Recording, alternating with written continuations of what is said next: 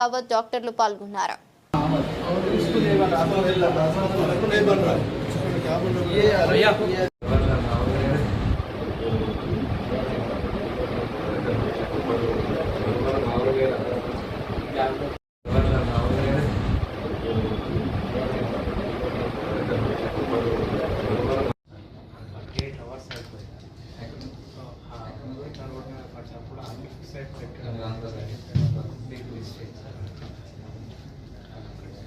CM permission లేకుండా mortuary భయం ఉంటుంది. వాడు ఏం చేస్తాడు, ఆ బాడీ లోపలికి తీసుకొచ్చి బయట ఆపి వస్తాడు. సీఎం కన్సల్ట్ డాక్టర్ చెప్తాడు.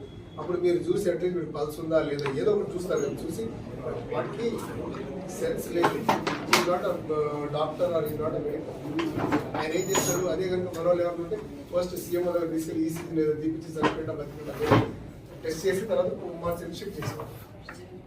ఎందుకంటే రోజుకి the system is getting collapsed. If you can't separate the situation, ఎందుకంటే రోజుకి అన్నోన్ బాడీస్ బ్రాడెడ్ బాడీస్ ఏదైనా సరే ఇక్కడ తీసుకొచ్చి వదిలేసినప్పుడు హాస్పిటల్ స్టాఫ్ తీసుకొస్తారు.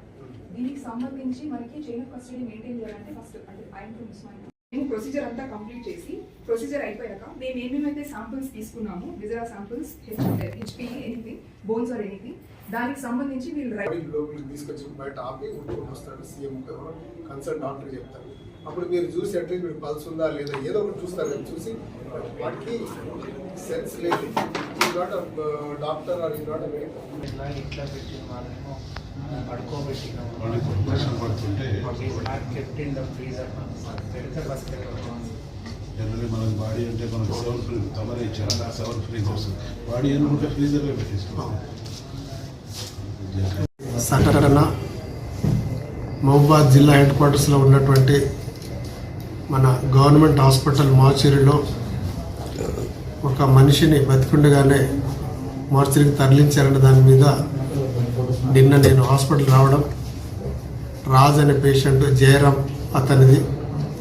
వాస్తవానికి ఆ పేషెంట్ ఎవరైతే ఉన్నారో ఆయనకు భార్య వెళ్ళిపోయి దాదాపు 5 సంవత్సరాలు అయిపోయింది.